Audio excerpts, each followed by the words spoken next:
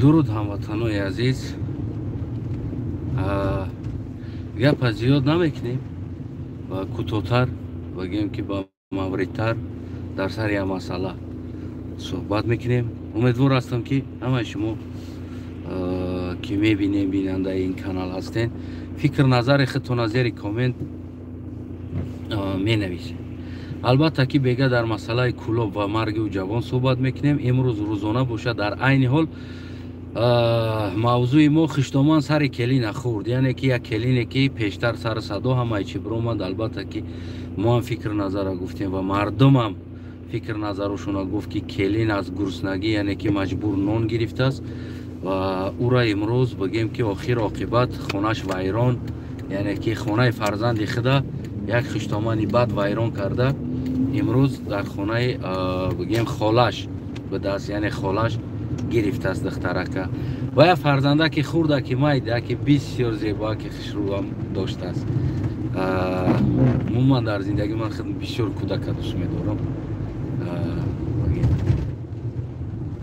انا راستی اگر نواری من کدام بر رسونه به همون عائله را، به همون انسان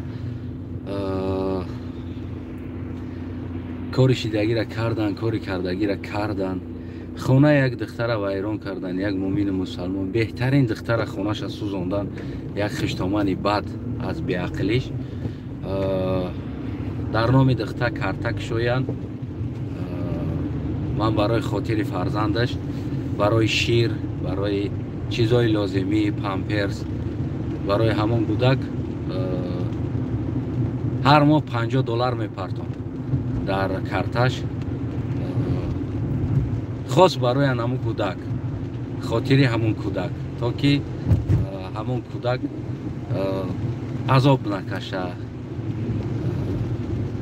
یک چیزی بگیم کودکانه در حیات بخره، بازی کنه، مثل قطار دیگر کودک ها کلان شوه. من بگیم که وعده میتونم که هر ماه $50 در کارتش میپرتم و حتما کارتک شوین دوستای عزیز، برای خاطر هم فرزند، هم کودک که از یعنی اون عذابی که مادر دید، اون عذابی که اون کودک مادر نخره در کودک شیر نمیشوه. یعنی بین همین عذابی که همون مادر دید از گرسنگی و از تشنگی و همین روز همین کودک از شیرم کمبودی نکشه، عذاب نکشه. و کدامید که چی چیزی میتونین کمک کردن همون دختر ده بگیم، خاص برای نام فرزند تیفل. و ما مردک باری وعده میتونم واریانت دیمش دم تیار هستم، یعنی آدمی میفهمید اگه خودش میفهمه من در دیم واریانتش هم تیار هستم. اما این واریانت اولی که برای همون کودک اگر کارتای همون مادر باشه، خودش همون دختر مادر همون کودک اگر کارتش باشه، حتما بگیم چکنین من هر ماه شیر پولی و پامپرس پولی همون کودک تا قدر امکان چقدر که زورم رسید. من هم خودم یک سغرای نمی کارگر هستم، شب و روز در راه هستم. همه تون میبینین که دایم در همی درونی ماشین نوار میکنم، از بس که دیگر درآمد همیجا است، زندگی در همیجا است دیگر همیجا. هر ماه تا قدر امکان گویم که $50 شاید زیادتر و نشیده مونه شاید کمتر بگیم که من همون برای خاطر همون کودک میپردم. و کوشش نکنین دیگر بگیم در خونه برگردوندن. اگر شوهرش مردک باشه علاهیده بره و قطعی زنش زندگی کنه، همه وقت به نظارت بگیرین او را زندگیش هم، تا که بازم بگیم چی نشه.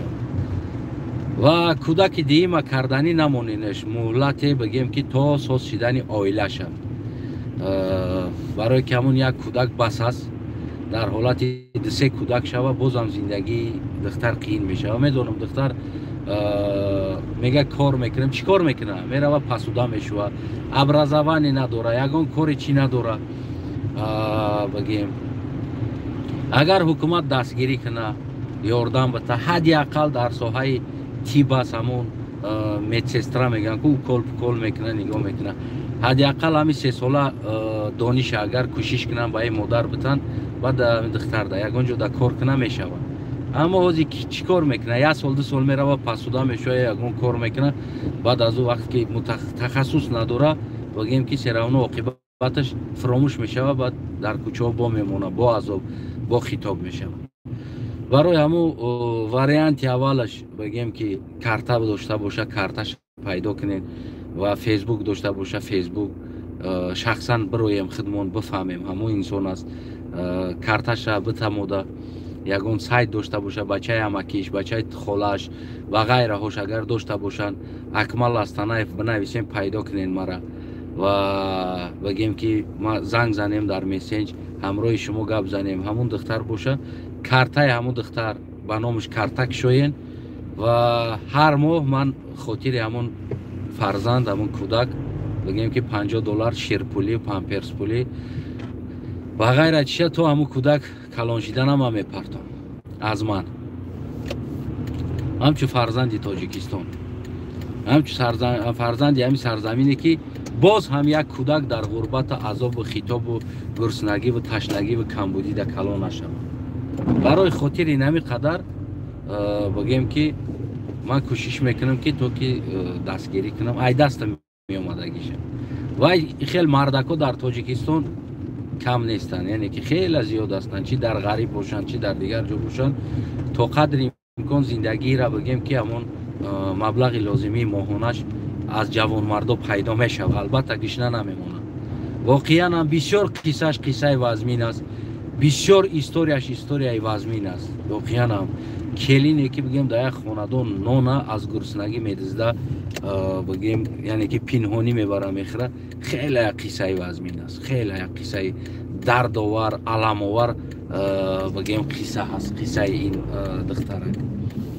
برای همون کوشش کنیم هموطنای عزیز تا که یعنی که آیندهش عذاب نکشه، فرزندش عذاب نکشه، بگیم در با در نشوه و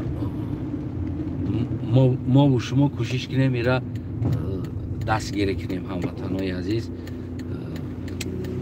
اگر کدام میرسونه با همون خیش تبار اولاد نزدیکاش گفتم که یعنی واریانت اول هر ماه $50 ما میپرتم برای شیری همون فرزند برای نیازمندیش و واریانت دیمش دم تیار هستم، گارانتیتون میتمیده و همش.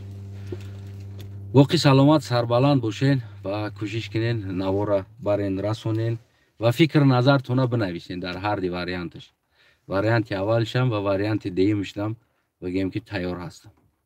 خونه تون آباد باشه، سلامت سربلند باشین. فکر نظر شما را زیر کامنت انتظار میمونم و امیدوار هستم که این نوار میره و میرسه و من خیش تباراش یگانتش فیسبوک داشته باشه اکمل استانایف بگیم که میبروین 3 تا فیسبوک هست، هر سهش در نویسین مسنجوش در 3 تا هستم خیلی دارم، یک تاش دانه یک تاش در جواب میتونم و مسنج دیگره که خادم خلق بگیم در فیسبوک خادم خلق میتونین نویسین اما خیش تبارای همون و ما حتما بگیم علاقه میکنیم کارتا شبتین واریانت اول هر ماه من بگیم که دستگیری میکنم شیر و چیزای نیازمند بازیچه کودک و غیره چیزهایی که لازم است من خریده میتم.